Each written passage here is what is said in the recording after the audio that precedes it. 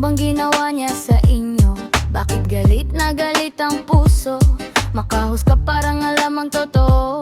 Dati naman palakpak nyo ang bawat galaw niya noon. Ngayon iba na ang landas na pinili. Bakit parang hirap nyong tanggapin kung masaya siya sa tamang daan? Respeto lang sana ang ibigay nyo naman. Hahaha, chill lang, wag masyadong seryoso. Ang buhay ay maikli, ngumiti ng totoo. Kung may opinion, pwede namang maayos. Hindi puro galit ang laman ng bawat post. Respeto lang ang pairali natin, di panghuhusga ang dapat manaig. Mga marites, hunos dili muna may anak, kapatid, dapo rin kayong babae, di ba? Respeto lang ang pairali natin, di panghuhusga ang dapat manaig. Mga marites, hunos dili muna may anak, kapatid, dapo rin kayong babae, di ba?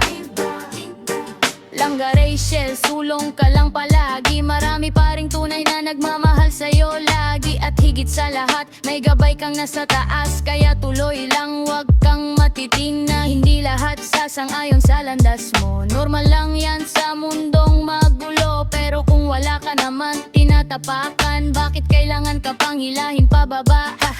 Good vibes lang tayo, mas masarap tumawa kaysa puro reklamo. Suporta ang ibigay kung wala namang masama. Respeto ang tunay na sukatan ng pagkatao.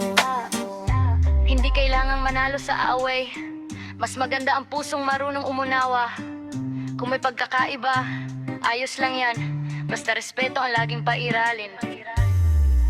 Respeto lang ang pairalin natin. Good vibes lang ibahagi natin. Langga Rachel, tuloy ang paglalakbay. Kasama ang mga taong tunay ang alalay. Respeto lang ang pairalin natin. Good vibes lang ibahagi natin. Langga Rachel, tuloy ang paglalakbay. Kasama ang mga taong tunay ang alalay. Smile lang, buhay masaya. Huwag hayayang galit ang laging maghari pa. Sulong lang Langga Rachel, huwag kang bibitaw. Dahil ang pagmamahalan siyang mas malakas kaysa ingay ng mundo.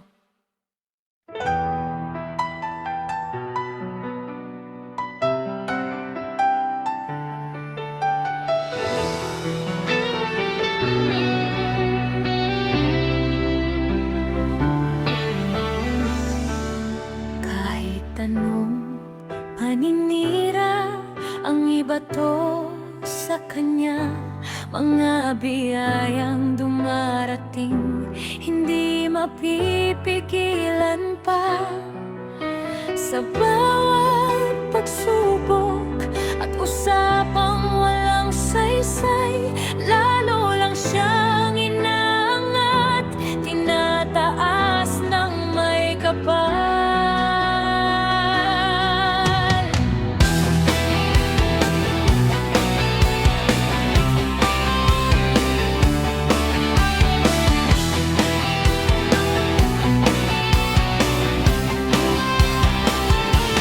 Mga taong nabato na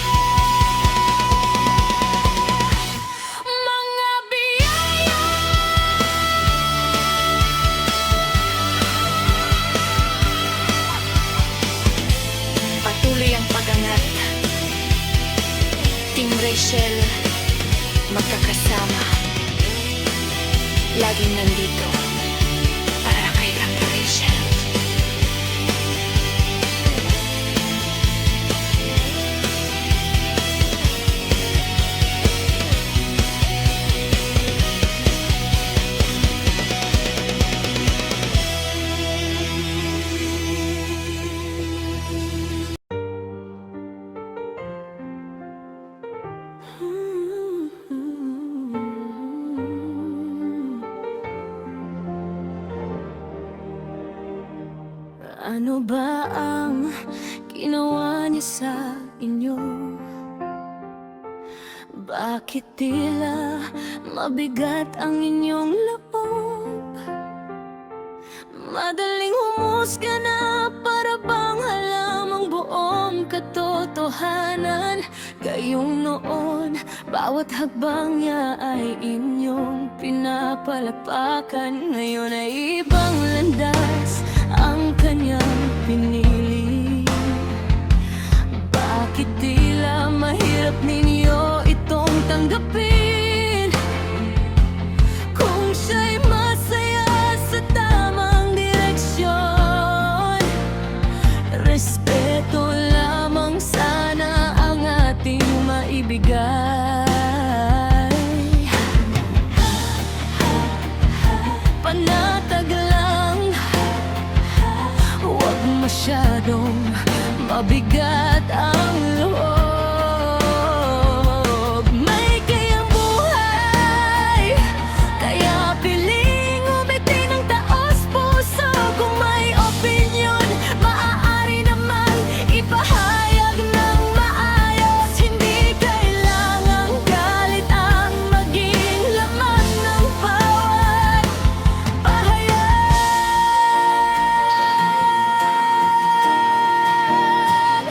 Respeto lamang ang ating pairalin.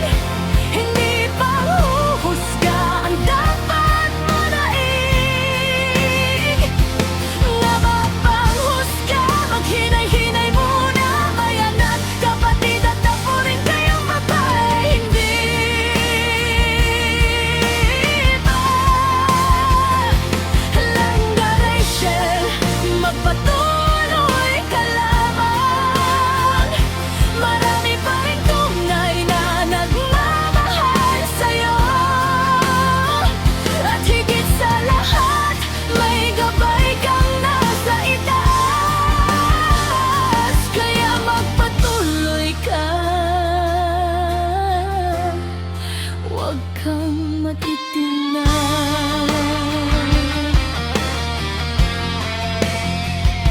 Hindi lahat ay sasang-ayon sa iyong landas.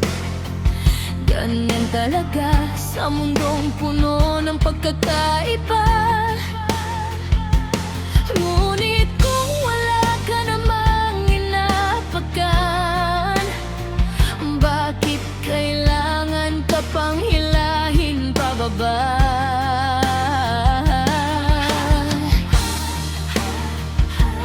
Positibong pananaw ang pairalin. Mas magaan ang buhay kung may ngiti at pag-unawa. Suporta ang ibigay kung wala namang masama.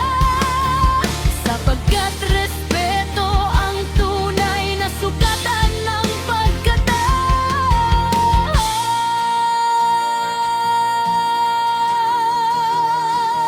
Hindi kailangang manaig ang alitan.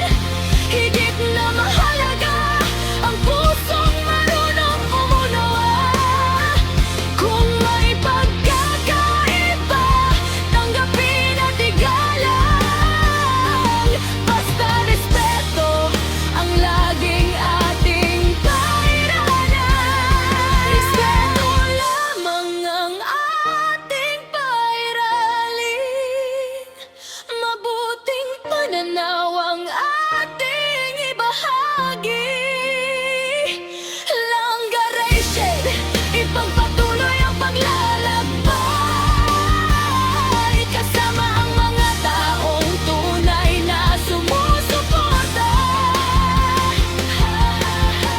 Ngumiti lang, ang buhay ay may pag-asa. Huwag hayayang galit ang siyang maghari. Magpatuloy ka, Langga, Rachel. Huwag kang bibitaw sapagkat ang pag-ibig ang higit na makapangyarihan kaysa ingay ng